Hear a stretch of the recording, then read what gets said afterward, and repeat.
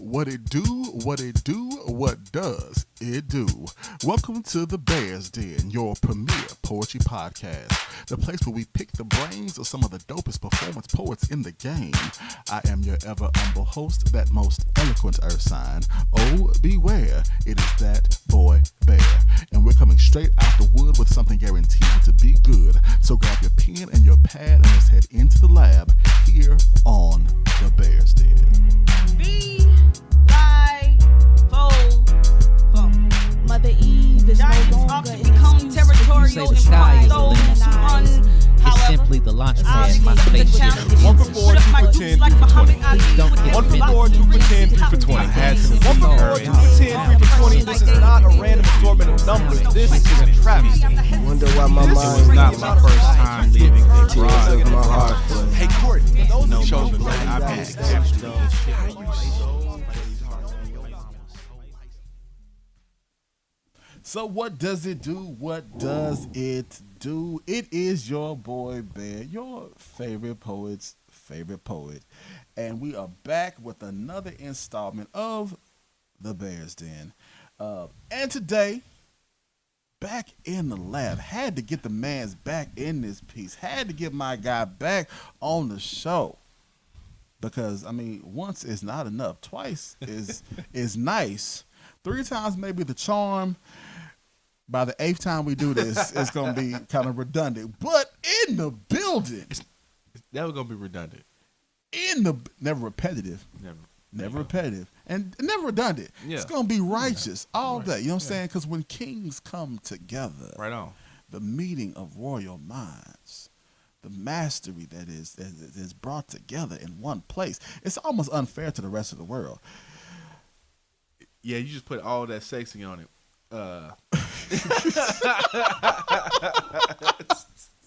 You just put all that sexy on it, and then you're gonna have people listening mad and let down on who was actually on the show today. How are you going to be led down? The magnificent, the mactacular, the masterful, the man with one of the greatest beards in the game. Just, I mean, the follicles are lush.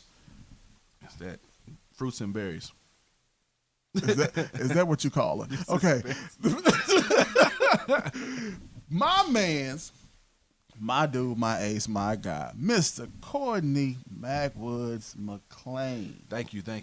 I appreciate you having me, sir. It's always good sitting down with not just like-minded, but evolutionary type individuals with the mindset to make me think and also talk shit. Oh, we started early. So no, it's a pleasure to be back on your platform, man. You've been having some I'm some just trying to dope give you people some, on here, you know so what I'm saying? I appreciate you bringing me back. A step stool to live, baby. You know what I'm saying? The platform, you know what I'm saying? You even got to have many steps as some people. You just like step on up that bad boy. Right? Take it and run, my guy. Take it and run with it. Take it and run, my guy. Excuse me while I whip this out. Man, y'all know how this is about to go. What is that? Sarate? Tippy time. Y'all know what this is, man. Like, that's what we gotta do so many of these because, you know, time constraints and things and so forth prohibit and preclude sometimes our ability to have the full range of conversations that we could and would have, especially my guy likes to talk that good stuff. And I be lured into it, man. I be trying to stay on track and be good. Nah. You ain't gonna put that all on me because I am long-winded. But that means we got 2 long-winded people in so this like one I was room. saying, sir, you would not come on my show and throw shade at the. This is what we not Hey, see. you tried to throw it first. I'm just saying, both of us is I long-winded. didn't throw it. I just kind of lobbed it a little bit. I kind of lofted it across the. No, I'm just saying that. You know, you talk that good shit, and I'll be like, Let me chime in. try. You know what I'm saying? Let me just chime like, in. you know what? Nah, man, people are good. People are great. Okay, so since you mentioned that, since you brought that up, I wanted to make up a name, but I'm afraid I might accidentally say somebody's real name because I don't be know names like that and be like, I'm be all in trouble. Anyway, so Mac Woods, let me run down the credentials one more time for the one time. Now to put it in a format I could work with this time, because last time, you know, I kept trying to flip pages and I have highlighting things. I had a dog ear some pages and stuff because the boy is just immaculate. We could be doing this all day. I got more. Director of Diversity and Inclusion at the Price College of Business at the University of Oklahoma. Undergrad and master degrees in business. So the man's official. Multiple certifications in financial literacy, diversity, and inclusion, and project management. What don't you do? Sleep much. That part. And there you have it. A lot of people are like, oh man, I don't mess around, bro. I grind, bro. It's like rest. Yeah, rest. Take a break. You do have to rest, or your body will tell you when to do it. My man says primary passions, community outreach, much respect. You know what I'm saying? Very evident in what he does, what he puts together in his efforts and aspirations are truly beneficial to the communities in which he works. Got over a decade of mentorship and professional development experience. Consults in both corporate and collegiate arenas. Sits on the board of the University of Central Oklahoma's Black Male Initiative, as well as with the STARR Foundation for the Metro Tech Center of Oklahoma City. A member of Kappa Alpha Psi. Sure. And once y'all see these pictures, you will know why. I don't know how I feel about pretty Negroes, man. It's just something about, But hey, there's a lane for everybody, Who are me to judge?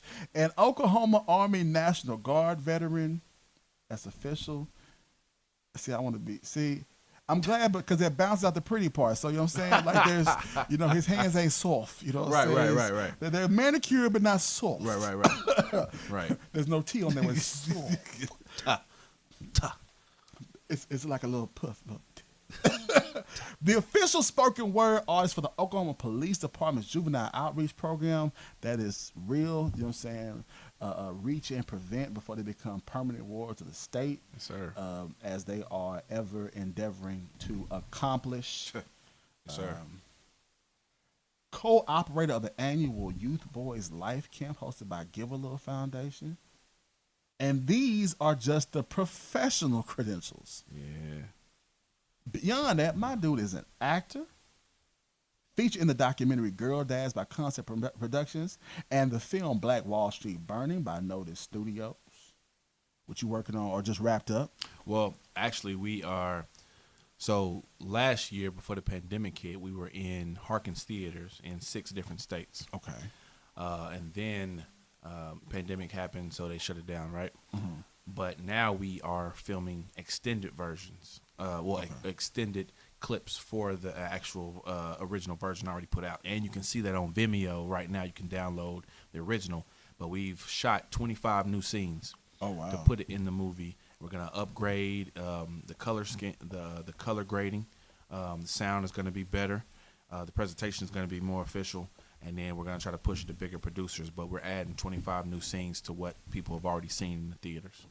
This is not just some B-roll work. This is not just me and my homies met up, Right.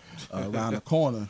Now, I'm not even knocking this. I mean, our creative abilities can be super astounding. I mean, we learned how to turn parts of a pig that folk didn't know existed into something fine palatable. cuisine.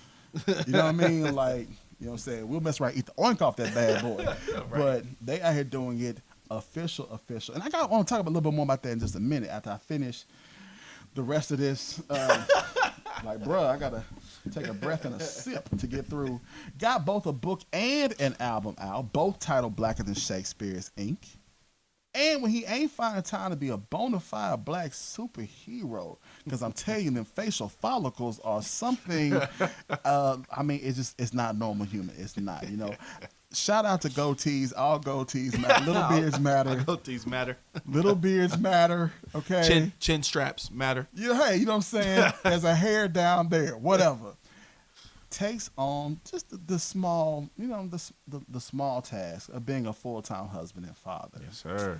Like, I mean, Bruh. just that part, That part. out here raising the next generation, loving a black woman, raising black women, you know what I'm saying? And that don't never stop. That's 24/7. I mean, you know what I'm saying? Just the light work of, you know what I'm saying, setting the foundation for, you know, our culture and society as a people as a whole. Just that part. Just that part. Just Just that part. that little bit. You know what I'm Just that saying? little Like, bit. Just little you know, small, minuscule. Something I do on the side. you know, it'd be great. You know, that's what you do. That's what you do. Yeah. So yeah, man. Okay, I finally got through the whole thing. Okay, good.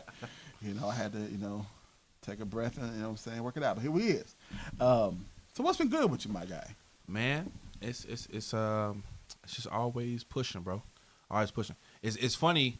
Somebody the other day asked me how I do all the stuff I do, like not just like at work, but just having a passion, just in general, everything I do, right? And it reminded me. It actually reminded me of me being taught how to play dominoes with my uncle when I was a little kid, about I think 7. So I'm trying to find the big six, and he has his hands, you know, holding it like a grown ass man. He got it in both hands, right? And I'm over here fumbling with the dominoes, and he looks down and he says, "Nephew, life is a bitch that you're going to have to learn how to live with." And I'm an 80s baby, so I grew up under Reagan, Reed, and Rainbow and the Roots. So finding out that my prom queen auntie turned fiend and that Kunta Khalid all had me confused. See, I grew up under Mike Tyson Punch Out, Jordan Files with the tongue out, Chico Sticks, Kool-Aid Pickles, getting my own switches under the fireflies. It just, and we never knew anything about Aya Horse until Gold 07 Double I, but I know we all remember nigga knocking. Remember nigga knocking? Nigga knocking. Nigga knocking on doors that only open up on the inside. Nigga knocking on hopes for help, but who you call when the cops doing the drive-bys and school is in, but the bell went off, so we got hooked. We so cool. We so cool as Black Host and Hitler Housing, hunted down like 118 with our hands held high, or maybe Hampton at 21 hung while hibernating. Black boys are stamped and hand delivered to manhood with the wrong address. See, that's lost sons that never knew father figures. So I grew up obsessed looking for father figures, but it's funny how we end up having babies and run away from the chance to be father figures. See, we don't know how to share, build, play well, or let go of pain. So we claim blocks, lay bricks, and stack bodies like it's a game. Or maybe it's the aftermath of Greenwood. You know, all our neighborhoods look like mass graves. See, there's no good mornings in mourning. The same people who sell the panic sell the pill. So that's just a little bit of like why I do what I do. So when I was sitting down with my uncle, he's laughing at me. He says, "Study long, study wrong, nephew."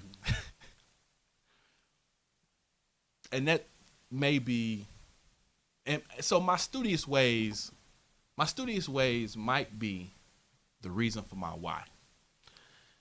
Because as early as 13, I had a nightmare that I woke up from my wake. So I saw my mama holding my future babies, and they screaming why daddy won't get awake. So I'm furious. I'm furious with knowledge in the kitchen, edging tray up, trying to work or wake these waves up, dreaming of ways out. But I keep dying on Ricky's mama's couch. Why I do this work? Because I still have daymares that night. Bullets with no registered ID checked in to that hotel into my friend Paul's chest. And that's the first time I felt close to his process over burning sands.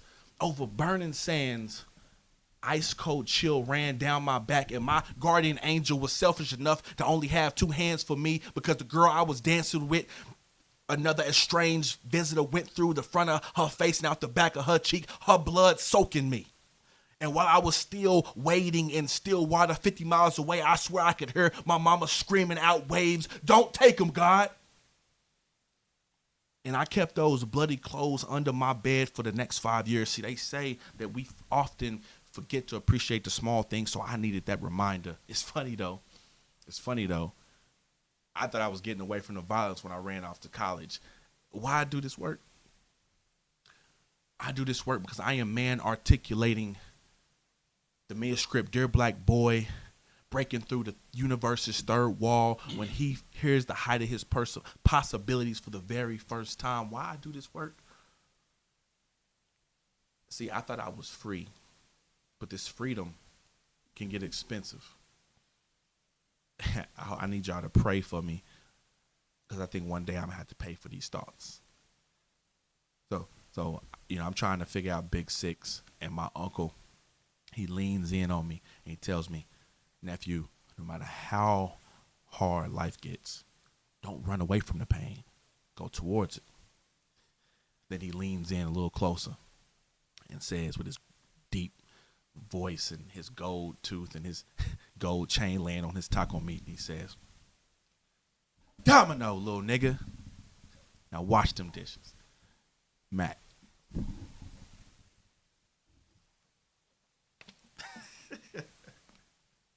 I owed you a piece. There you go. I'm like, wait, I was waiting for the next verse. Like, wait, first off. Y'all, okay, this ain't gonna be one of the regular ones. First, okay, I gotta be real. Bruh, first off, how you gonna sneak up on me with a whole freaking poem? I didn't even know. You segue so smooth with it. Like, I see what people be talking about now. Like, people like, I didn't know your poem started. I'm like, yeah. I'm saying legit, like, okay, we having a conversation. Wait, why is he talking so strong? Why is he rhyming? He's rhyming now. Oh, it's a whole. And I was like, okay, well, cool, we back out. Okay, he's, he had a momentary moment there. So he just kind of blinked. He went into a mode. Okay, I'm not going to judge. It's fine. We good. And I'm like, wait, we're back. That was, okay. Bars. Appreciate you, sir. That was, Appreciate you, sir. I like how you kind of preempted mine. So give us something. You was like, I got it. My pockets stay full, and here you go. Okay, well, so what inspired that particular? So that poem is called Latchkey Kid. And it is funny because once you start doing like a lot of selfless service, community service, different things like that, people will ask you, man, like either how do you find the time to do all this, or why do you do it? Because people do look at community service as this motherfucking unicorn. Mm-hmm. And at the end of the day, it's like, our people come from people that do for each other.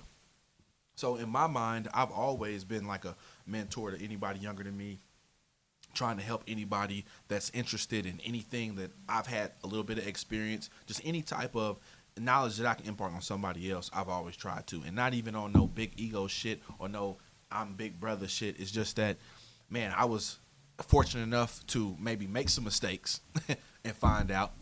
That's why I do financial literacy, because I fucked up my credit and then learned how to fix it. So, but just why I do what I do, and then thinking about the different things that help spark those particular things, a part of the poem I say, school is in, but the bell went off. We got hooked. We so cool. Mm-hmm. So if you know the book We So Cool by Bell Hooks. Oh, I was thinking the Langston poem. We real cool. Oh yeah, we yeah. School. We alert late. Yeah. We strike straight. Yeah. So but in Bell Hooks We So Cool book, it speaks on black masculinity. And going into that one part that I was trying to be more conversation with you, so I didn't go into it. But one bar in my poem is, they rook our lost bishops, then throw us over the roof, and we keep drinking the juice. Checkmate, nigga. So come through with the double bar. So in that concept that Tupac, in a sense, was lost in the movie Juice. Mm-hmm. Mm-hmm. But instead of trying to rehabilitate us, they just throw us over the roof. Yeah. And then even when they throw us over the roof, our people, we still continue to drink America's Kool-Aid. So just growing up in the hood, growing up seeing my uncles selling all the dope they did, seeing my prom queen aunties turn fiend. I grew up under Ronald Reagan, reading Rainbow and the Roots. So it confused me when I found out Kunta could read, because I'm putting Kunta with homie that hosted Reading Rainbow. So, seeing all these different things took me down memory lane. And it was all just holistically what created me. And then when I go into that, the whole stanza of, well, my studious ways, I teach like I'm chasing the ghost of the educators that I never had, because I never had any educators that looked like me. So I go into a whole scheme of, well, what made me even evolve me when I got to college. Shit, I was at an after set with Alphas, and the motherfucker got shot up. I'm in college thinking I'm getting away from all the shit going on in Dale City and the east side of Oklahoma City. I'm in college, and I'm seeing people getting murdered.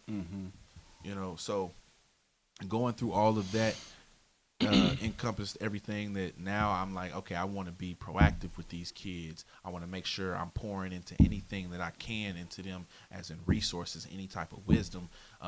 So that it just formulated everything that I took everything that went on with my life and coincided with what I'm thinking now on why do I do what I do. Is because shit, look at all the shit I've been through and all the shit I've seen, and it made me who I am. I'm appreciative for the journey, but the shit was hard.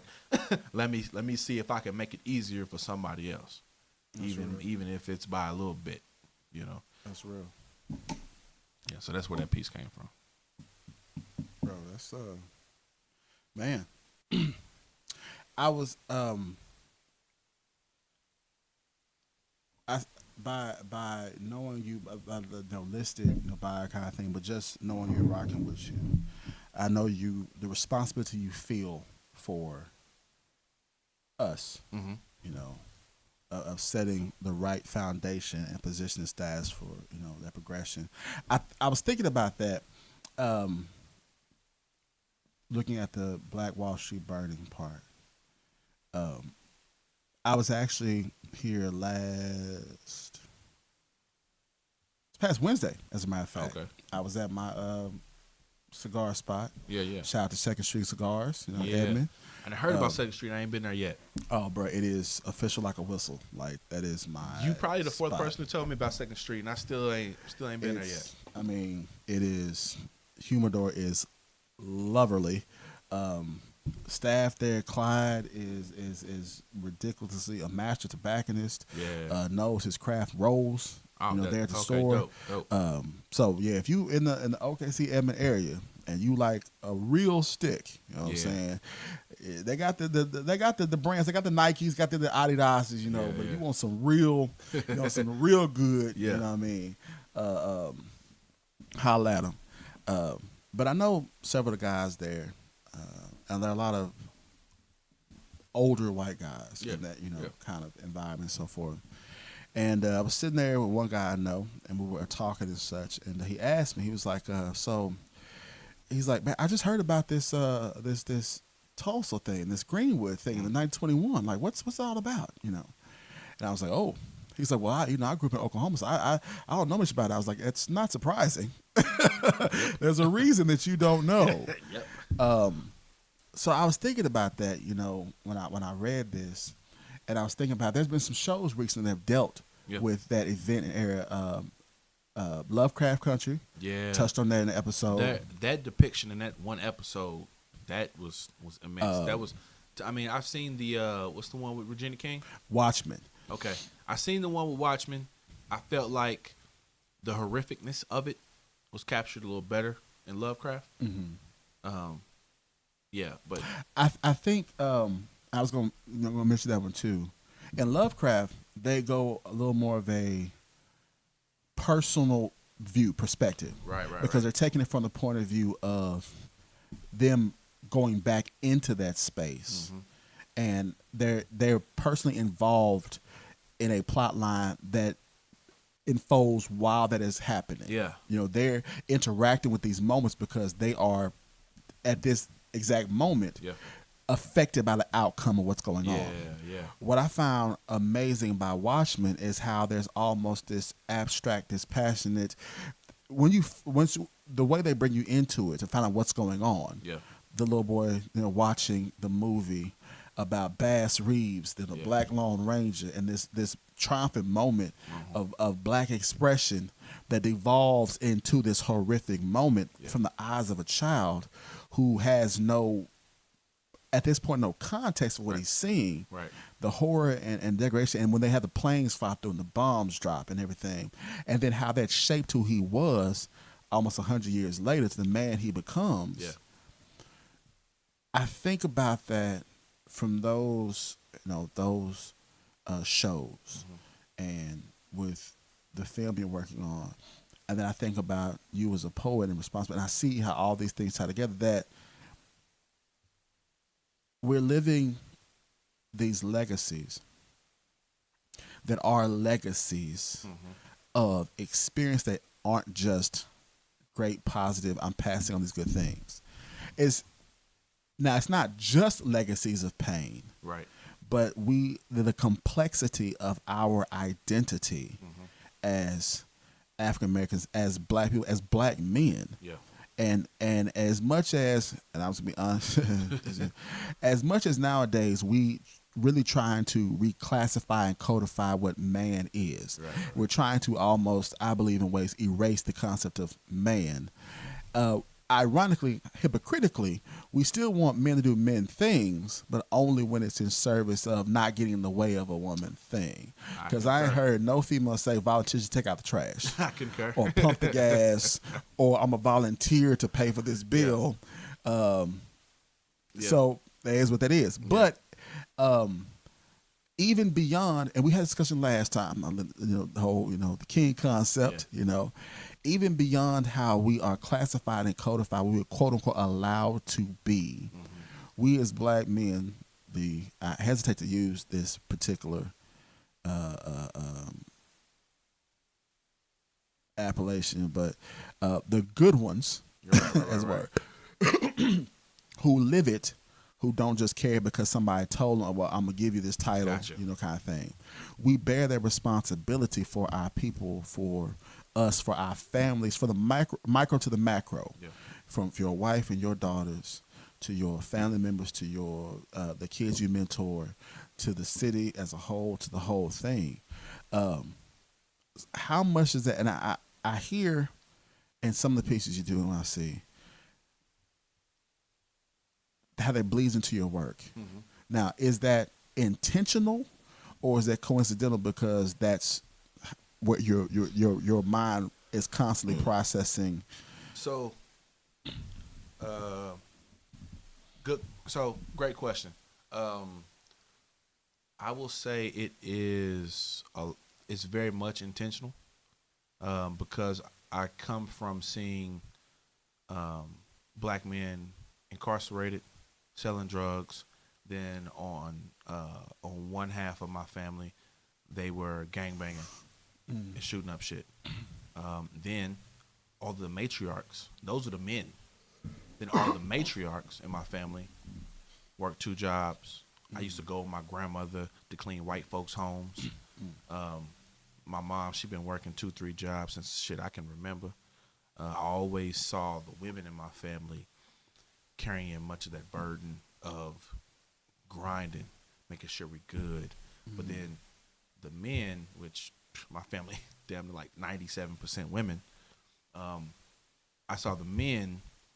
I have one that was a educator and a principal. I have one that worked medical but really wasn't around the family. I have one who's just a real nigga, like this nigga. I mean, steal from family, all type of shit, do drugs, all that type of shit. Then I have one who was all about family, but he sold drugs and was in and out of prison. So having those particular type of male role models, I took pieces of them. I took pieces that I wanted to apply to my life, and then I grew up in an era where I'm paying a lot of attention to Shaft, to Harry Belafonte, to Sidney Poitier.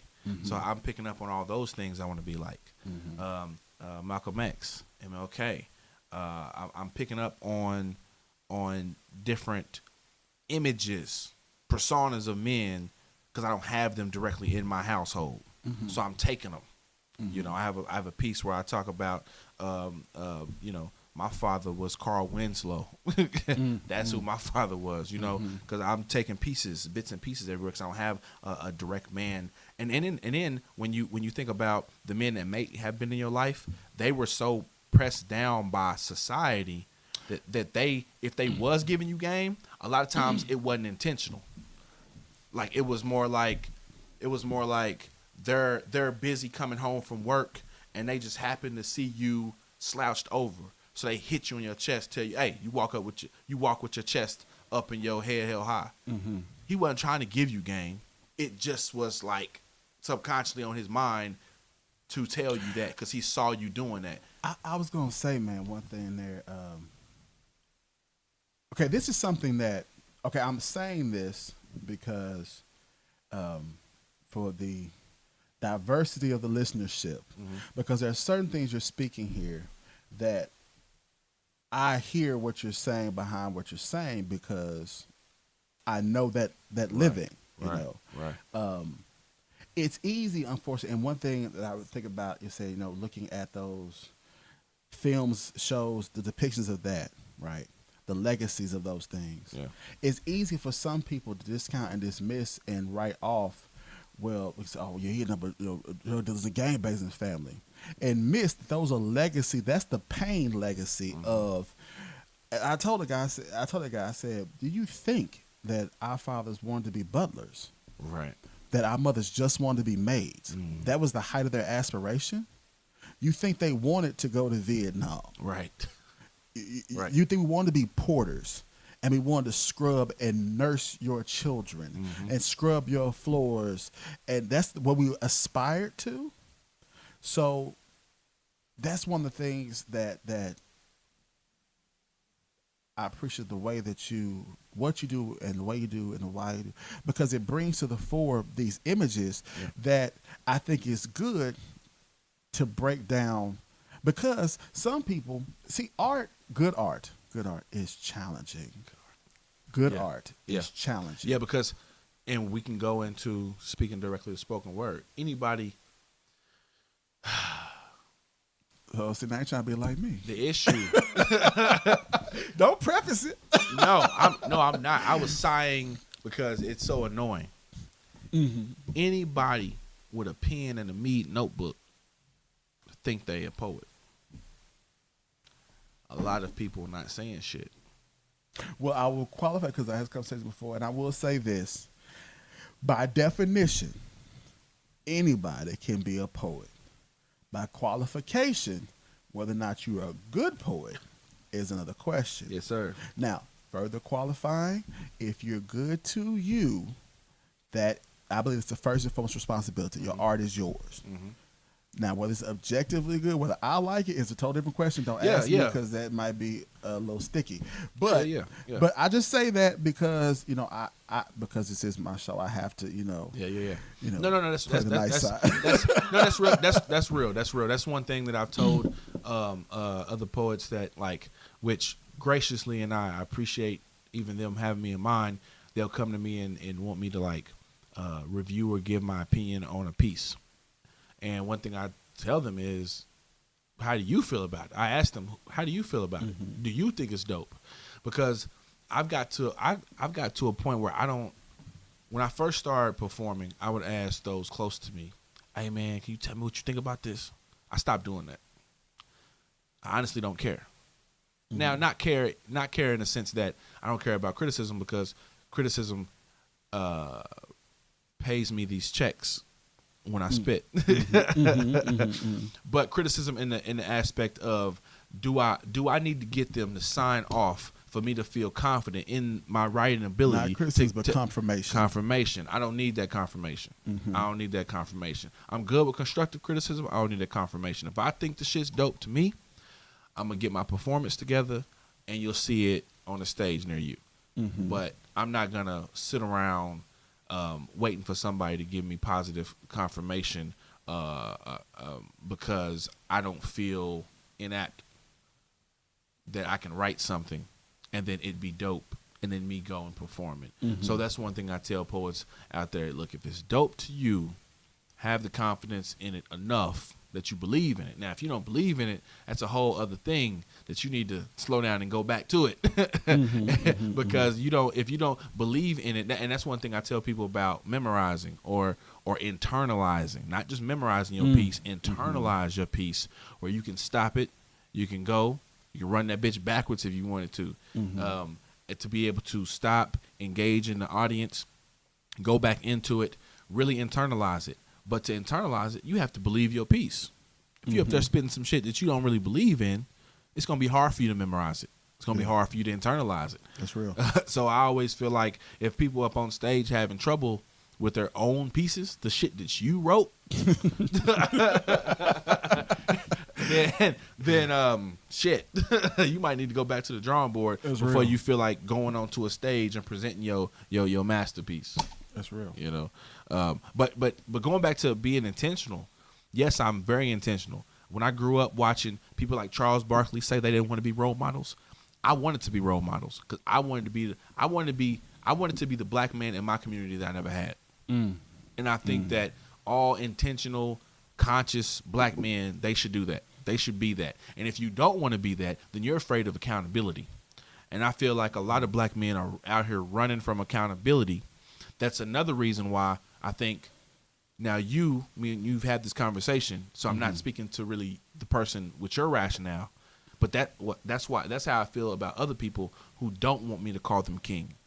Because when I call you king, I'm speaking accountability into you that you're afraid of. You're afraid of because now when I call you that, now you feel like you're going to have to live up to something. Yeah. Why do you feel afraid to live up to something? Take care of your business, being responsible, taking care of your family, being a protector of your community, raising your kids. Okay, you know what? I got it. Because okay, I'm gonna give you a possible response to that. Okay. Because I grew up, not me, but I'm saying I grew up with the drug dealers. I grew up with the pimps. I grew up with the killers. My life has been taught failure. My life, and here's the thing about it. If I'm a conscious black man, I know the root of my failure. I didn't choose failure. You call me king because you're borrowing from this thing that says, okay, when we were pharaohs in Egypt and we were kings of Kemet and we were, and across the continent, one of the biggest on the globe, in the continent, I was royalty. And here I am debased and degraded and denigrated and dehumanized and even devolved, dismissed, disdained, denied, and dead because somebody chose that for me. That I'm addicted to drugs because I can't face the pain that there's no jobs in my community to feed my family. That I use sex as a drug to self-medicate, and unfortunately got somebody pregnant who was also using sex as a drug to self-medicate because the only option we had to feel good was either the pipe or lay this pipe. And the consequence I was not prepared for, but they create these situations so that my woman can be on Section 8 trapped in a cage in the hood where they can keep track of us.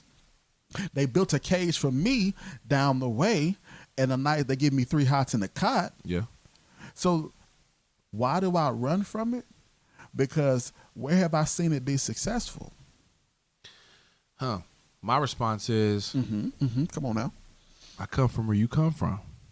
You're not speaking nothing new to me. I didn't grow up in Choctaw. I didn't grow up in Yukon. I didn't grow up in none of those spaces. My aunts were fiends. My uncles sold dope. I saw what you saw. I've held at least 2 bloody bodies in my hands. I've been a martyr of being around or in the house of 3 drive-bys. I've seen fiends shoot up in front of me. I knew how to cook up bass when I was 10. Okay. So you're like, and what? Do you want to lay down and die? Or do you want to succeed? Do you want to show your people that you can be more? And because it's possible. Okay. I'm with you. I would rebut. We have this. Yeah. Because I've long been thinking about this. I have, like I said, I love my people. Right. I don't say my folk are better than anybody, but I love my people. Right. And I am honest about, I endeavor to be about who, what, and where we are, as it were. And what gets me is I see the American model, anybody can achieve, you want to work hard enough. The put yourself by your bootstraps. Yeah. That's assuming you have boots. It is. And assuming you didn't cut our feet off. And and that is the assumption. That is the assumption. But if there's no door for me, I'm gonna kick out the window. Because some are made of sterner stuff. And I so believe, I don't believe that, because some you have to leave behind. Some you always have to leave behind. In anything that you're gonna have to leave some. What? Harriet Tubman said, I could have freed so many more if they had only known. Right. So even when I'm calling you a king, that is very much still in my brain that everybody can't come. Everybody can't come. But if your excuse is what had just been done to us, come on, the rich is 1%. 1%. But you can do good for yourself. You can do well for your people. True. And even if you are in a situation where that's America all day. But if you're in a space that's not inclusive, that doesn't appreciate your self-worth and your equity, then let's be able to create something where we are not totally independent. Because to be totally independent, like Black Wall Street was manifested because we had to. Yes. Black Wall Street was manifested because we had to. It grew out of necessity. A necessity. So yes, that whole build a new Black Wall Street. It's a little. Thank you. Somebody else said it. It's hard to manufacture something that occurred organically. The situation, the circumstances led to a response that was necessary to deal with the factors that were pressing upon it. And then even if you talk about rich Black folks, a lot of rich Black folks are rich and complacent Black folks. They like it how it is. You run across the Mason-Dixons and sit down.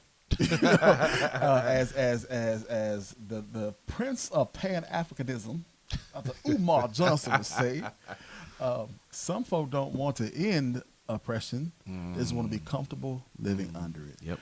I appreciate, I ask these questions because I want to highlight some things to those listening who may not have entree into to the worlds in which we live and operate. Right. And to play a little devil's advocate for those and on multiple sides. But what I respect and appreciate, and I'm a firm believer of in what you said. Okay, I say for myself, people I tell me how many businesses I own. And they go like, what? Yeah. I'm like, like, what do you do? And I'm like, oh, I do this, and this. I used to do this, and this, and this. And people think like, oh, was you just because I know a lot of people, that's the thing now. Oh, we do something. Get your LLC. I mean, like I said, I've been independently employed for the last 7 years now. And I think that speaks for itself. Right. But one day I thought about it. I always say, okay, I always wanted to be an entrepreneur. I always wanted to be an entrepreneur. That was all my thing. And part of my personality, my zodiac sign does not play well with others. The constellation of the bear, that's what that says. But I like to be self-determined. I like to, do what I want to do kind of thing. But then I thought about it. I grew up in a small business incubator.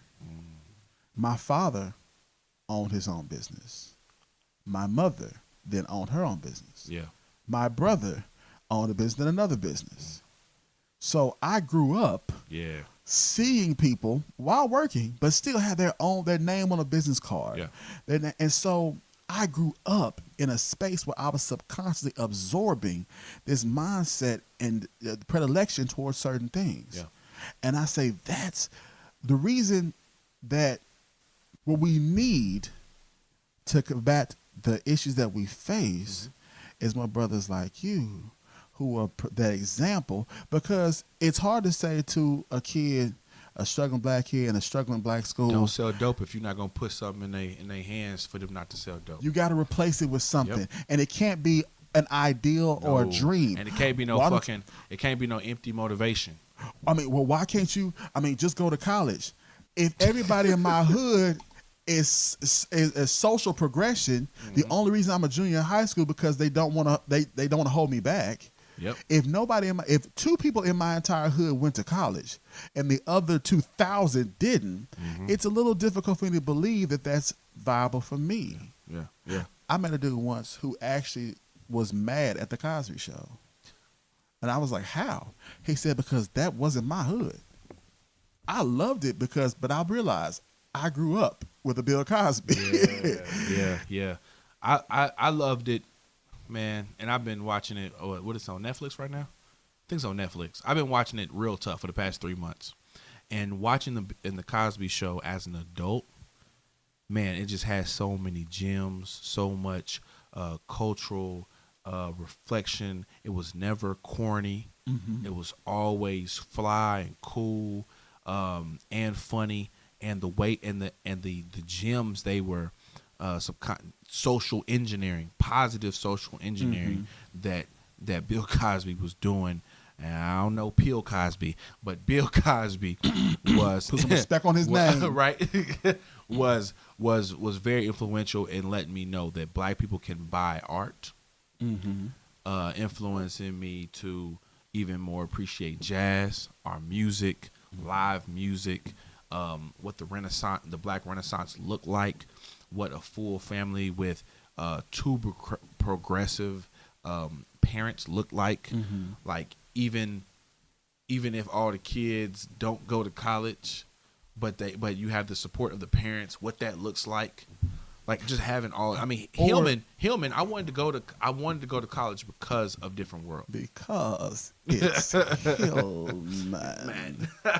And speaking on, like, say, even the kids don't go to college because Alex and Rudy, went, and the famous with Theo. Yeah. I'm not you, Mom. You know, maybe I'm not built for that. Maybe I can't do, and it's fine. And everybody was like, "Yeah." It's like, boy, if you don't get your said you're not doing well because you're lazy, and that's real. That's was real. that those older generation of black folk that said, "Okay, you can cry about it, or you can cry while." One of my very good friends, my little brother, my beloved little brother that passed some years back, he said when I was training TKD, he said, "Now D, I don't mind if you throw up. I don't mind if you cry. I think nothing less of you. Just don't stop." Yeah. So, and I think one thing that we're doing, we're doing a disservice to our children because we're not teaching them resilience.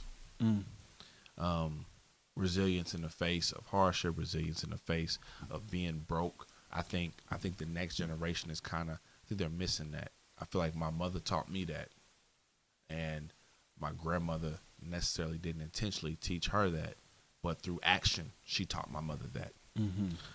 And I feel like this next generation, we're too, because a lot of my peers, they had their kids early. Now my peers, their kids are graduating high school. And some of my peers are in my DMs asking me to mentor their kids, which I saw was toddlers when we were in high school. You know what I mean? And I think they were too soft on them.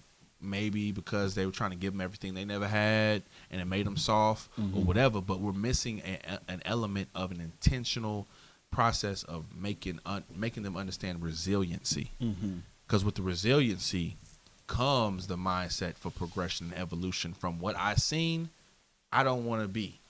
I want to be greater. And I don't give a damn what the white man say. I'm going to make it happen.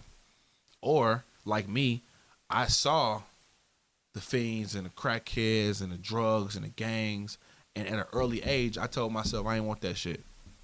Now, I loved money, but I didn't want everything that came with it. But then I would see my mom, my grandmother working all these jobs, and I said, well, shit, I don't want to do that either. So I ran the education because I didn't have anybody teaching me business ownership. See, Your situation was very much like a Europeanized culture of I grew up with business owners, so I'm used to being around business owners. I have an early appropriation with business. I've been talking to doctors and business owners, not necessarily, for you maybe on golf courses, but that's what I see when I speak to young affluent white kids that come to OU. These are kids that have been around millionaires since they were kids. So they know how to handle themselves around them. They feel comfortable talking to them.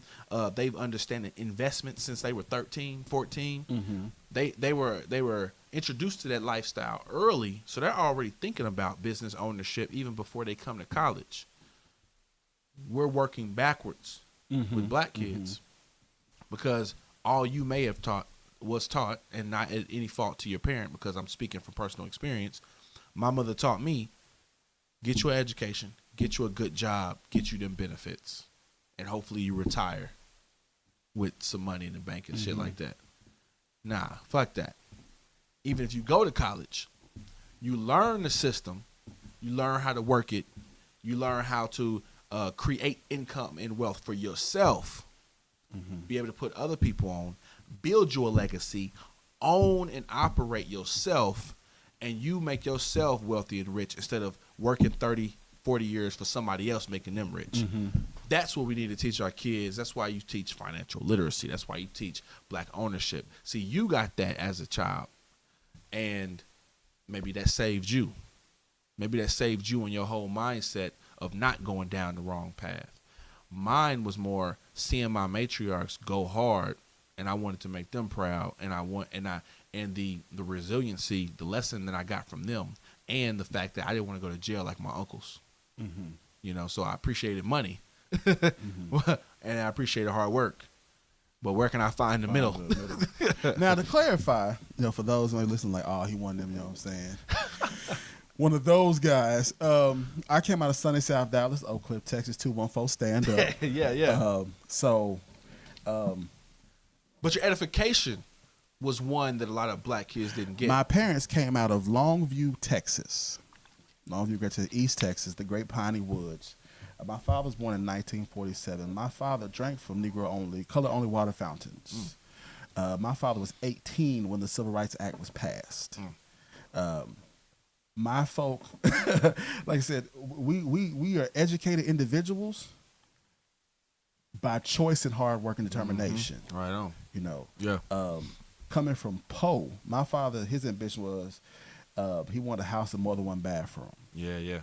And now he's got 2 houses and several cars, 2 stories, multiple. He told my mother, and I've used this with every woman that I have had interest and aspiration of being more with. Yeah.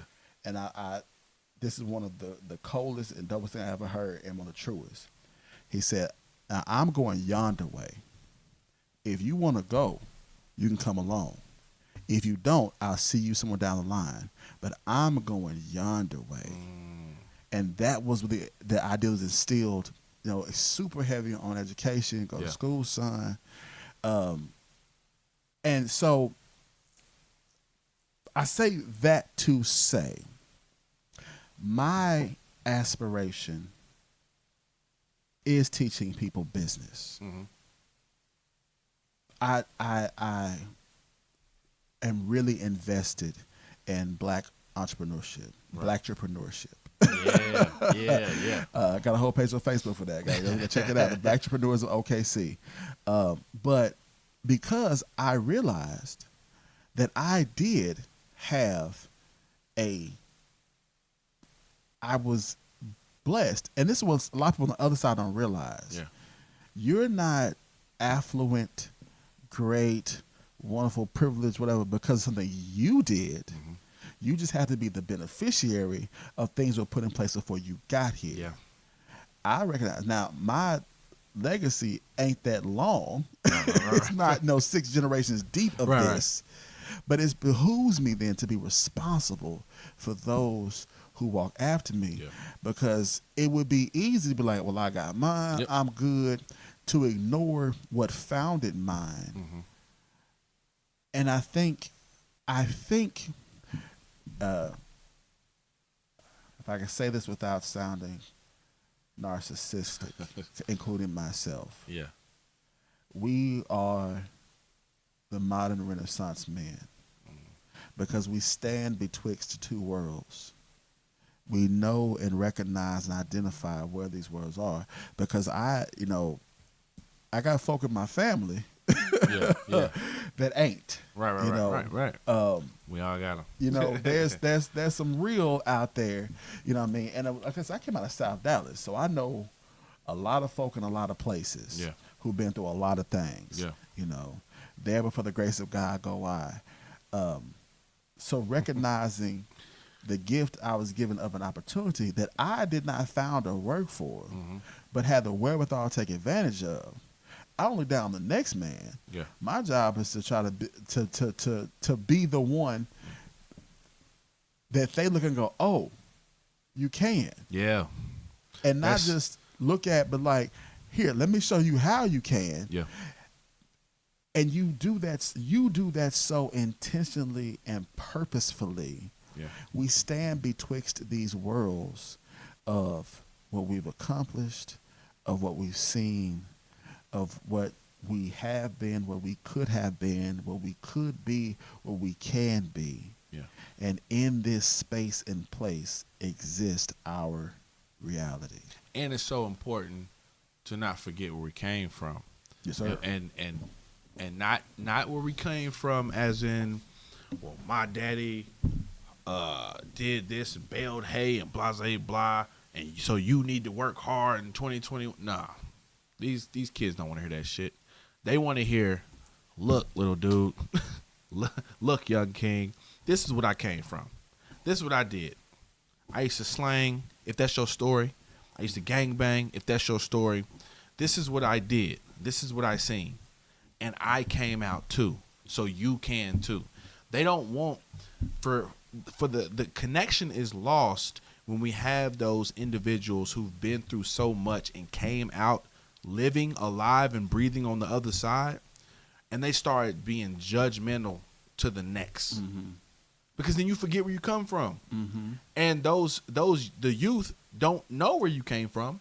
All they do is see a dude come to a suit, come to them, speaking at them, not to them, in a suit. So they automatically putting you in the white space. They're like, oh, this dude don't know. He don't know what it's like. They don't know you from South Dallas. Because maybe you didn't even say that. Because some black folks, we scared of our past. We scared like it's hunting us, like it's gonna come for us. Yeah. And so we don't speak to it. We don't ever speak directly to our past when we talk to kids because we want to be looked at as regal, as high and mighty, and all of that. So that's why I don't speak at kids. When I walk into a space with youth, I call you royalty. As soon as I walk in, because I'm putting you up there. So, and when I do that, students sit up, they alert, they're one like, King, what's this nigga talking about? they're one, and it's funny because youth that are known to lash out and push things away that older people try to put on them, I get more resistance from grown men than the youth when I call them king. When I call a young dude king, he sits up, he's alert, he's paying attention, he's already accepted the accountability. Like, that shit's ass backwards. A grown man, a grown man will push it away. A young dude that's probably still in the shit. These young dudes, are on a regular. They're going to Douglas High School carrying something on them. Now either that's dope or a gun, but they in the shit. Well, let me give you this possibility. Just because, I mean, come on, dialogue. For the young dude, you are speaking hope. You're speaking what he doesn't know, but he wants. But see, I can't take that because that's underestimating all the shit that they've been in. No. What I'm saying is this. I had a verse in a song once, I said everybody on the block wasn't trying to be a slinger. Every boy with a Glock wasn't trying to be a banger.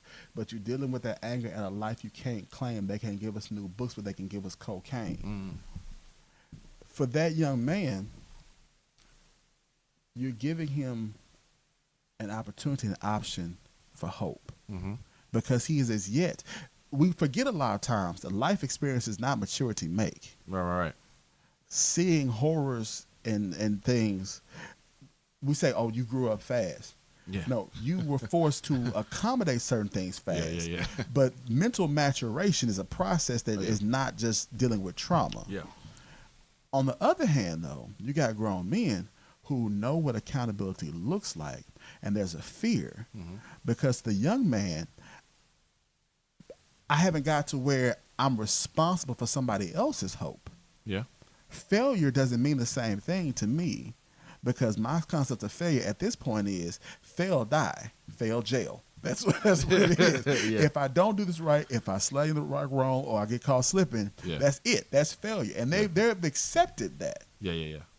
For a man who's, I say, okay, I'm trying to be, and it's daunting to look at a man like you and say like, bruh, that's what I could. But like, if I don't get it right, then what do I become? Now, this is not. And that comes with life experience. This is not excusing, merely attempting explaining. Yeah. And I guess the issue I have with that is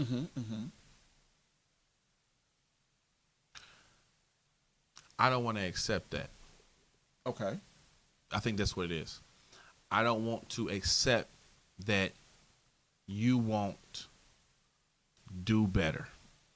Okay. So either you better get away from me because you're going to be mad because Mac is going to stay on my fucking head. I don't want to hear your mom was this, your dad was this, you grew up in this. I don't give a damn. You are a man now and you made it through. We know as black men that by the time you get 35, you've lost a lot of people. As a black man living in America, if you have the blessing to make it to 35, you know a lot of people you came up with either dead or in jail. Yeah. Period. So the fact that you made it, that's a blessing. Now everything in front of you ain't all sweet. That's obvious. But you breathing, you got limbs, you got life in you, nigga, especially if you got kids too. King, I need you to go get it. I need you to go get it. My kids is my inspiration. My kids is gonna make me go. And honestly, I just can't accept a man saying, especially with kids, I can't go get it. I'm just gonna accept my fate. I'm gonna be complacent where I'm at. This is just what it is. Now, I understand the explanation and I understand the mentality. I just don't give a fuck and I don't want to hear it. I want you to go get it. And if you're around me, you're going to be mad because I'm going to be on your head about getting it. So you better move from around me. That's what I'm saying. I understand the psychology behind it. I get it. Especially when I have cousins and we seen the same shit and they are living out exactly what I don't want to be. Because we've seen that person. We've seen that person who leeches off a family. We've seen that person who's in and out of jail. We've seen that person who cannot keep a job. We've seen that person who don't take care of their kids. Me and my cousins seen that, and they still grow up to be that person. So that's individual, internalized motivation, whatever you want to call it. Maybe I just picked up on something early that was internally just made me do different, made me better myself. So because I was lucky enough, blessed enough to better myself, and you're around me, and I give a fuck about you, I care for you, I love you, I'm going to make sure that we get your shit together, or you're going to be mad as fuck at me because I'm going to be on your head. Period. I don't care about your rationale. I don't care what you went through. I don't give a fuck. I don't care. All that shit sounds like excuses to me. If you have a willing and able body, push. Let's go. Get your ass up. And I'm going to help you with the resources. I'm not just going to motivate you. I don't like motivational speakers. And I would tell people, don't categorize me as a motivational speaker because I'm going to actually give you a network and resources to be able to execute. I'm an execution god. I'm going to term that shit and coin it. I don't want nobody out there using my shit. I am an execution god. And I have mentors that show me how to execute. And I'm around other execution gods. So I'm not going to accept somebody just saying, I come from this so I can achieve. Mm-hmm. I'm not hearing that shit. I don't want to hear that shit. Good people. Good people. You might be asking yourself, what does that have to do with a poetry podcast? Allow me to retort. This is where the art is born. See, oftentimes, and something I hope that, again, I don't know where in the order this is going to fall when it all ends up. But I hope as you listen across these things, you'll find that I desire to draw out so that we can see that art is deeper than simple the doing of it. Art, actual art, is created in a place, in a space that needs to speak, that needs to breathe, that needs to be realized, which needs to realize itself.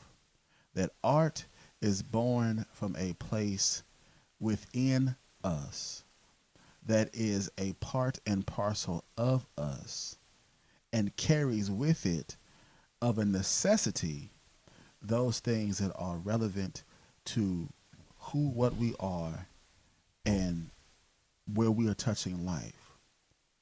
So all of this, mining... That brother be preaching. That brother be preaching. Mining the mindscape of Mac Woods.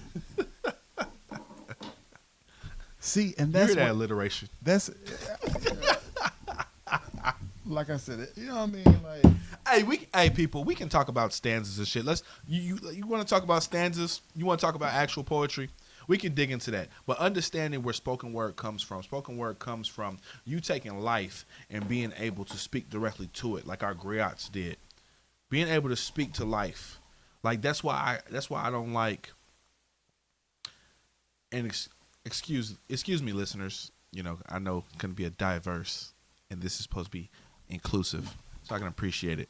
But usually, historically, white people's poetry focused directly on landscapes and nature and things like that. Mm-hmm. Spoken word derived literally from black people, melanated folks. We dive directly into, like the blues did, we talked about our lives. We talked about our struggles. We talked about, it was very personal. So the conversations we building around, this stems where our art comes from. Okay, so I mean, I'm gonna forgive for the moment that you like actually just took all that I was gonna say. Try to say you just jacked my host for a moment there. I was trying to be the explainer of that though. Saying No, like, because, all right, you explained it. It was super eloquent, and I appreciated it. I didn't even mean to do that. That's what we're doing in these streets. That's what we're doing in these streets. He's like, okay, so he gave you, you know what I'm saying, the elucidated version of that. For the people who aren't well versed in the So for Queen's those that language, are tired of flipping through your Google dictionary, like how you spell that? That's another way that you be trolling. That's another way you be trolling. I don't know what you're talking about, sir. Bear will rip you up on Facebook using big words on purpose because he know you don't know what they mean. And so while he's explaining and beating you up with words, he know he's outsmarting you, and with his witty rhetoric, he's beating your ass up with words that you don't know. And I love it. I watch it. I'm just saying, you be trolling, and I know what you be doing with it. So anyway, he gave you the eloquent version, and I just, try to explain it a little less eloquent. That's all. You know what's okay? See, I don't know if I can say I'm allowed to do this. I don't want to hijack, your interview part, but I just feel like a rebuttal It's, just, okay. I know you're not gonna rebuttal you trolling people. I feel like a rebuttal is on a specific thing. Okay, see, okay, y'all, allow me an indulgence at this moment, because people might be wondering, and this is a digression. It's Mac's fault. Mac be doing this because I'm be trying to be staying on point and what I'm saying, do what I do, but Mac be opening doors, and I'm like, I just cannot help but to ooh, what's ooh, piece of candy, ooh, piece of candy, ooh, piece of candy. Shout out to my shortbread. Yeah. So okay. I feel that I need to speak for myself, and then too, you know what I mean. People probably want to look, hey, this dude's got a podcast. Who is this dude there? You know what I'm saying? What gives him the right, to talk to these people? You know what I mean? Yeah. Beyond being a fan. Yeah. Beyond being a fan. If I may, just for the sake of things, allow me to reintroduce myself. I split words into verbs and thirds and pieces, a lyrical thesis, a poetic intent. Ripped rhythm from the sky, hid it in rhyme, stashed it in a simile, then sold it off in syllables. That was a metaphor saying I'm dope. How dope am I? Allow me to explain. I'm so dope that a Chinese man groomed me, a Mexican man moved me, a black dude sold me, and a white dude smoked me. That's pretty goddamn dope. I'm unequivocal, unremittable, and if you ain't no unwittable, you do not want to test the bear. See, my species is Ursa. My ranking is major. I'm a myth and a legend. Got my own constellation. I'm in a different stratosphere with this shit. I switch genres and subjects and styles with equal equanimity. Blank pages are my enemy, so I come out with all guns blazing. But I don't bust gats, I bust pen caps. Leaving ink stains across your brains, I push your wig back. Stacking full clips of quips that'll wet your white tee with wit and wisdom. You want this work? Come get some. I put words together like puzzle pieces, greasing up curved edges to make them fit in tight corners. I'm like little Jack Horner on pentameters, rearranging parameters, pulling out plums, but jewels out of the frame. I stain my syllables like glass to make them visible, then hung them in refectories so the reflection sees itself in rainbow-hued rhythmic grooves. But the stains of my paint are chocolate-colored coaters attached to the end of a soul song written so long ago that other folk thought they would call it history. But ain't no mystery biz, because I'm scripting with my lyrical, spherical, and tetrahedral, helixing like DNA. My poetry's biological. It was just born this way. I take words back into the womb, back before conception, back when they were just chemical confections, linking them together in chains of amino acids like passion was glandular and sanity was secreted in 66 RPMs. They sing like hymns of the cathedral of your cranium, playing like prismatic static in soul-snatching tonals. And that was a music metaphor for all my bass heads. Shout out to Ashani Mills. Look, all I'm saying is that I am a didactic addict. This stage is my habit, and I'm just here to give my Jones and my fix. But be careful should I spit, spatter, spoke, because these skills is not a joke. I'm too lyrically rich to go for broke. As my man 50 Grand would say, act like you know. So, just so you know, I'm allowed entree into these spaces because I can do a little bit of something. You know what I mean? So, you said people be pulling my card, trying to pull my deck on the elocution, but allow me to illuminate, elaborate, and elucidate to the peoples. You know what I mean?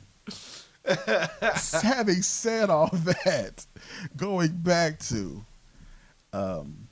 He just wanted to stunt real quick. He didn't have to do that. He didn't even have to do that. Man, I've been dealing with this for so many. Like I you know what I'm saying? Like people just out here just killing the game. I'm like, man, I want a little bit. It's like double dutch. Let me in, Cole. Let me in. It's your show. You should spit every episode. Oh. You should spit every episode. You know, it has crossed my mind. Even if you don't give a full fledged, you know how to play with bits and pieces. You should spit every episode to let people know, hey, this is why I am qualified to have this conversation. I'm not only a fan, I do this. I'm also the club president. With my members only jacket. It's for real. And it's corduroy. And it's corduroy. And it's got patches. No, real shit. No. But yeah, we really didn't have a true poetry conversation today. Was there something specific that was on your mind, brother? Actually, again, it's the roots of the why. Mm-hmm.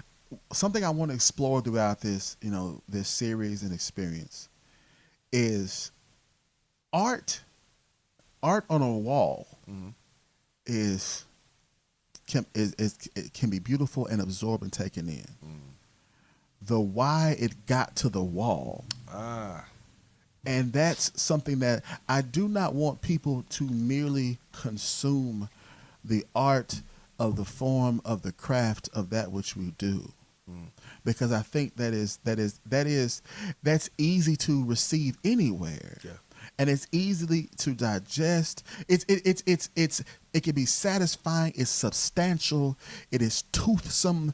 It is something to be experienced and enjoyed and elevated and integrated into our being. However, there is so much more when you walk into the beautiful mess that is the mind of the Creator to find out what inspires and fires you to do what you do. Yeah. Because the place from which it's born, that is where it can be reborn. Mm. See, it is my hope and desire that people who listen to this, participate in this, partake in, I hope it's seen as a participation. Yeah. This is a dialogue and not just between us two. Right. I'm hoping that I'm speaking to your minds and hearts. For anybody that wants to move a pen and wants to know how to move a pen, or more importantly, why to move a pen, here's your why. Mm-hmm. And as we've spoken to the various poets, to find out their whys. Is it, I'm healing myself. This is self-therapy. I'm trying to use what I've been through to help heal you. This is therapy. I'm trying to entertain. I'm trying to challenge. I'm trying to move. I'm trying to move our people from a place to a place. Yeah. I'm speaking life into minds that all they have awareness of is death. The why behind the art. So I know with you, we can have a conversation that gets into some deep stuff that, like I said, it may not be immediately apparent while we have these moments.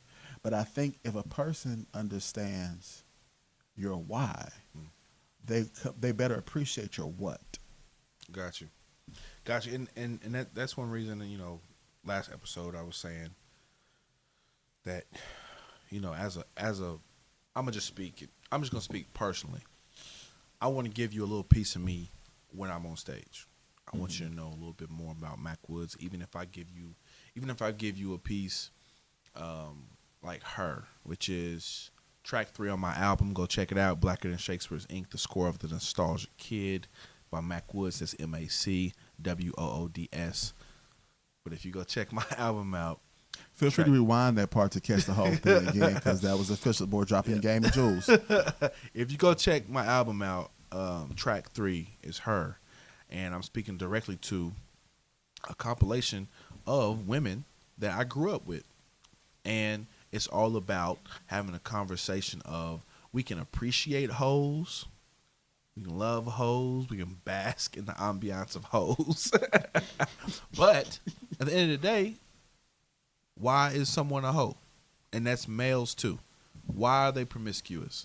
Is it some type of freeing sexual revolution they try to live in, or did they go through something that now they have a lesser value for themselves? Trauma response. So, I speak directly to that.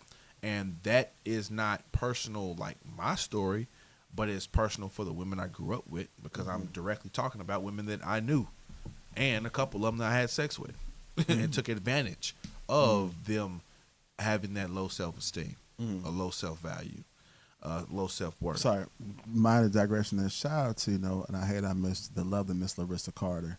Because that one piece, girl, it's not that Dolce & Gabbana. Oh, that's that low self-esteem. Yeah. That's still, that shit fire. Tingles me, because every time she say that, every time I've got to hear her say that joint, that shit's fire. So hopefully one day, with y'all's involvement, I'll drop, her social media too, so I can bug her to get her on the show. I'm sorry, digression, back to what Mac was laying down. Shout out to Queen. She cold. But yeah, so even if it's not my story, I'm giving you a piece of me in some aspect, especially because I am a girl. I'm a girl's dad. I grew up with, like I said, my family like 98% women. Women are very important to me. Black women are very important to me. So even if I'm talking directly, like on track 3, her on my album, that's still a piece of me, because it dives into what I love the most, and that's black women. So I'm always trying to give myself when I'm spitting. The issue is, if you have a pussy poet, which I ain't gonna say all pussy poets don't have some type of rationale of authenticity, but most of the time they just doing it for the claps. They doing it for the notoriety. The claps and the clout. The claps and the clout. So and I know that Bear, you're a private person, but that's one thing that I do for myself personally. I try to give you a piece of Mac Woods every time I hit the stage. That's some of my therapy, but hopefully I'm giving a testimony for somebody that'll help somebody too. Yeah. As real you can feel, and I appreciate you for it. I appreciate. Of course, I would say that I appreciate the craft and the purveyors and practitioners thereof. I appreciate authenticity. I appreciate transparency even more so, because that's not my personal ability, and I appreciate it doesn't do it.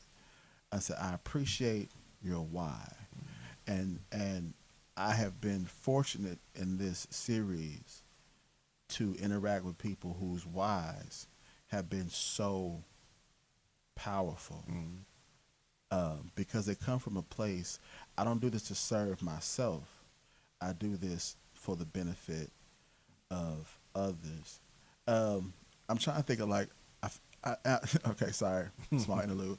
I almost feel like I come out bad in that respect. And like everybody's like, yeah, man, I'm doing heal and tell people stories like that. I'm like, I'm just trying to give you some dope to listen to. You know what I'm saying? No. But at the same time though, that's an essential part of spitting too. Like, yeah, I want to be transparent, and I want to hopefully help you deal with some shit.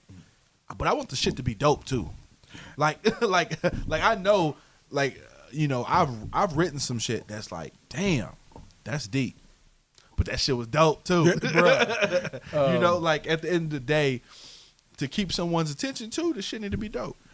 And I was talking to Focus Mind, and he was talking about, the like with us, the difference between, okay, I have more complex, involved, and verbose and erudite poems, and he's like, I go for more simple. He said, what you think, like how you feel? I said, bro, do what you do. Me, I said, okay, I'm trying to hit your mind. When I spit, I want to challenge your brain. My big thing is that you on Facebook, I say this all the freaking time. I used to say this back when I could post. You still in jail? I'm still in jail. I got like 2 weeks ago. Facebook is, bruh, like. Hey, but I've been seeing people talk about Facebook jail lately. Everybody been getting locked up. Yeah, they take no prisoners. It's like the Clintons. Bruh. They locking us up, nigga. That's a whole nother. What up people's head? Bruh, that It's like, wait, did y'all hear that plane? Okay. But no, I believe this. Like I said, I want to incite people to think. My father always said, son, you gotta think, son. Yeah. And that has been such a part of my mentality. An educated man is a man that thinketh. You know, that we say, Descartes, I think, therefore I am. Really. And a wise man knows that he knows nothing at all. It is it, man. Put your brain to work. Proverbs 4:7. Wisdom is the principal thing. Therefore, get wisdom. And with all thy getting, get an understanding. It's free to think. It's still free. It won't kill you. It might hurt a little bit, but it won't kill you. So for me, my desire is to challenge people in a place and space to activate your mind to assess things, and some of these are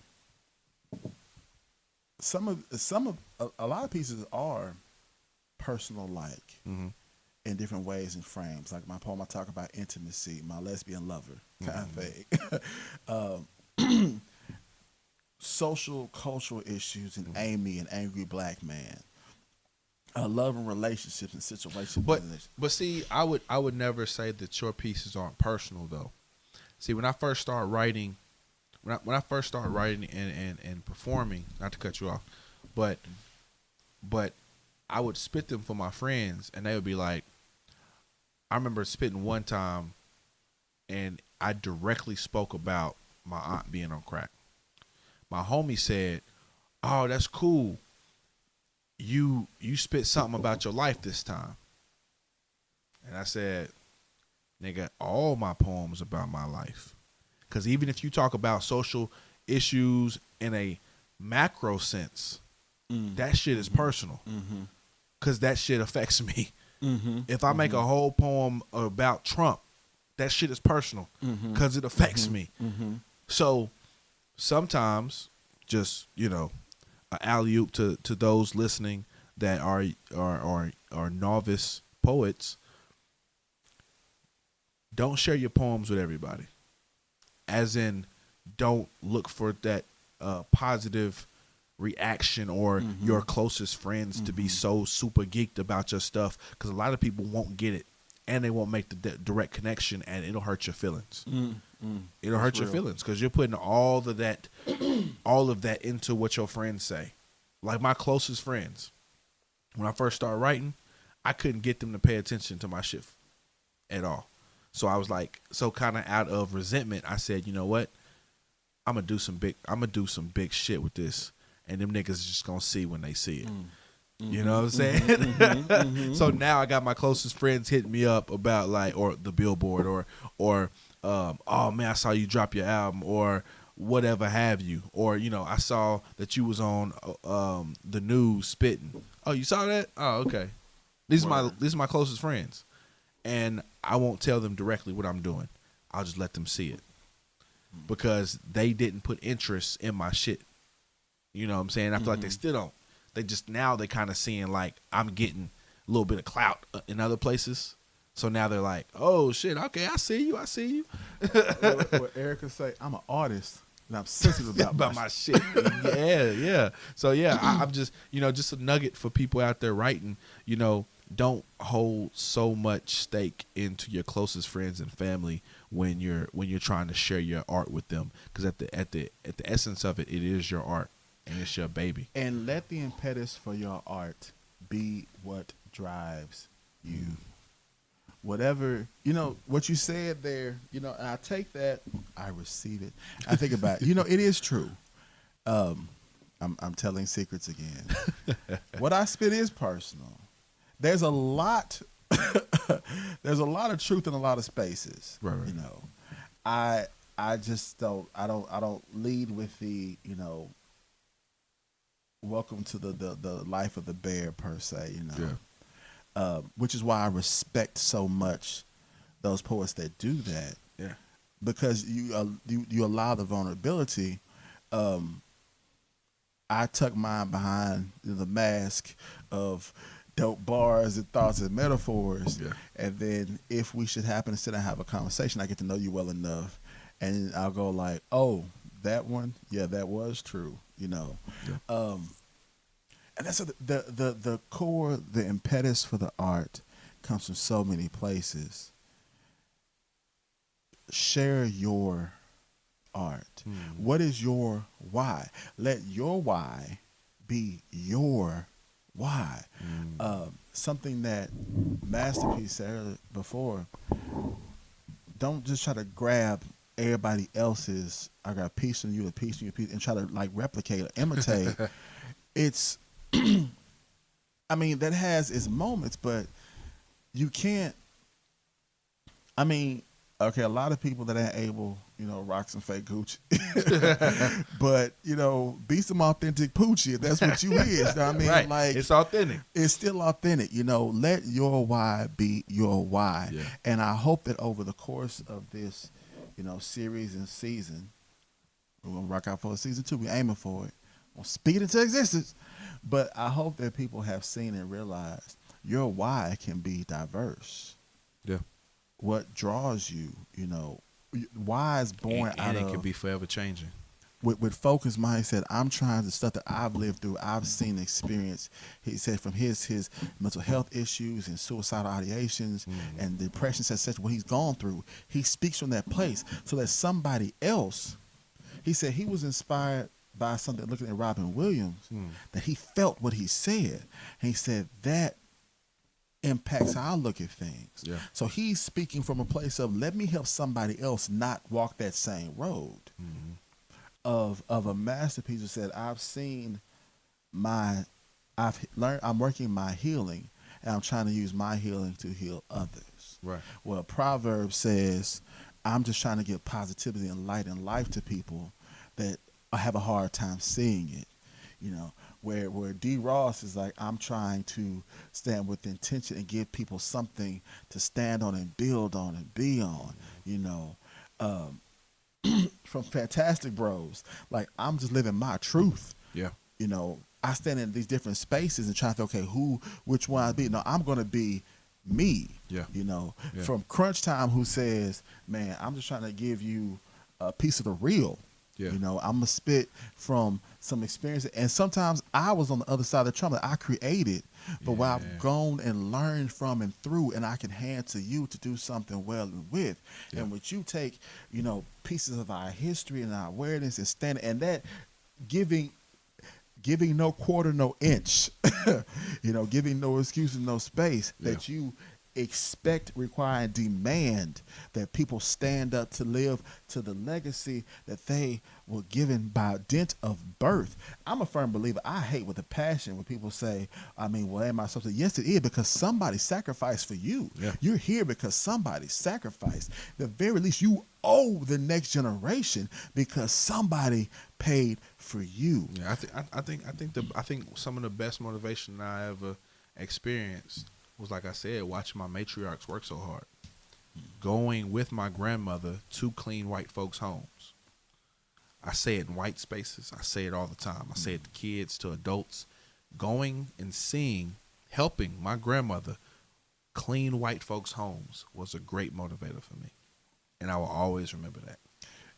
That has formed part of the bedrock of your foundation, upon which that makes you, and which founds and forms and fuels your art. Right on. So that is where I would leave this. This might just be the last episode thing, because it's a good summation, good wrap up. You know what I'm saying? Try to catch all the whole swerve. You know? But so we talk about the craft and necessity of giving honor, respect to the craft. But the craft is how we present and pursue the art.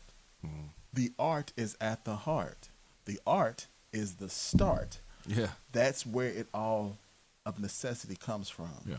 And dear listener, whatever your art, whatever your thing, give it you. It doesn't matter your why. Give it you. And that will make you proud of it. And that's what matters. That's what matters. That's what matters.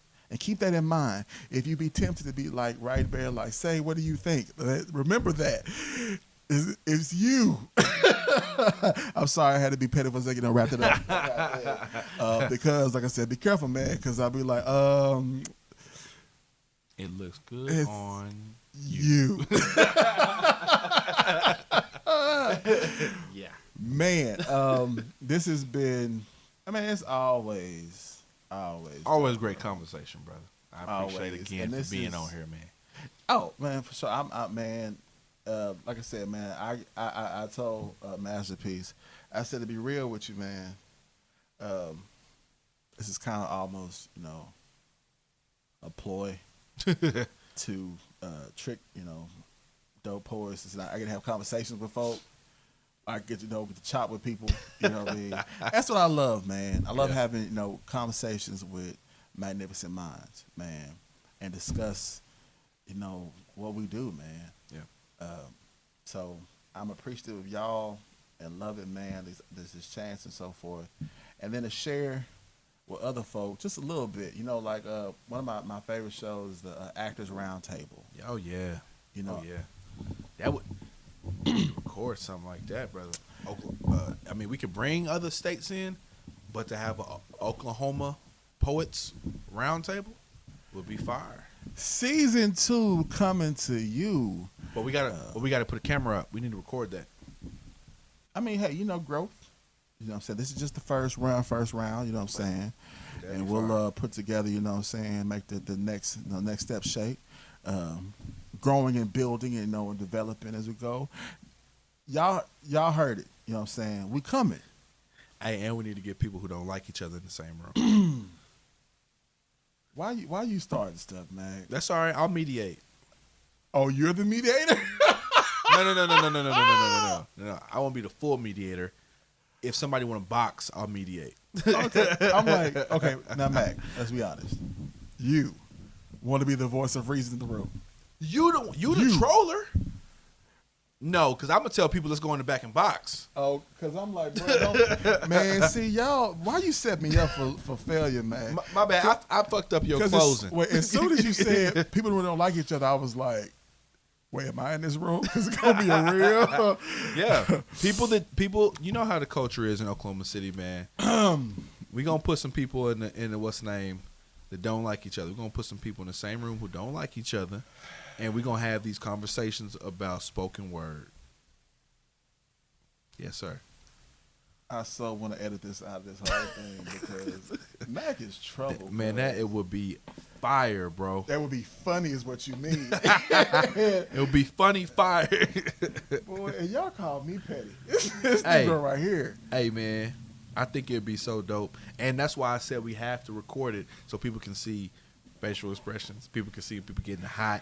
Okay, I'm going to go wrap this up because this is going to get worse, man. This is really, he's warming up. It's like, I'm just saying. he done tuned up over here, and it's like, he feeling real good about it right now. It's like, yeah, this is a great idea. And I'm like, every last bit. Man, I'm about to put this shit together, man. Oh, you are so childish. But I appreciate it. I love, I told my cousin's wife, she said that she's a beast of a cook. Shout out, my cousin Corinda, love you. She's like, okay, I'll cook. I'm gonna give you got a regular invitation, every other week to the house for dinner, but you have to promise to be 50% less petty. And I said, okay, I have witnesses here, right? She's like, yes. I said, good. I said, cause my petty be on 1,000, so I can deal with shit. 500. That So, we have come to the end of another interlude of inspiration. I want to say a final thanks to my guy, Mac, man. Appreciate you for having here, man. my pleasure, brother. They didn't see that, but, he was like, salute. Yeah. This is radio. This is... That was for you. That wasn't for the listeners. Okay. You know what? See, that's what... My guy. Y'all can't see it, but I'm doing the hand across thing right now because my guy. Yeah, that's for you. That ain't for the listeners. So y'all ain't privileged, cuz. But yeah, man, beautiful as always, man. Just appreciative they would sit here and chop it up, man. Get this opportunity, at this man's super ridiculously, hectic schedule to carve out some time to come and kick it with this kind of thing. But you know what? While you was talking to Focus, I was able to get some work done. Hey, You know? because the man don't stop. The man don't stop. How you going? 2+2 is 4+1. That's 1 is 3. Look at me. Look at me. I am the captain now. I am the captain now. Gotta keep pushing, bro. Gotta keep pushing. Hey, that's it, man. All right, so as always, I'm your metronomical misfit, that boy Bear, and I leave you with these words. Poetry does not seek to imitate life. Rather, life aspires to become poetry. One love, 2 fingers. Deuces.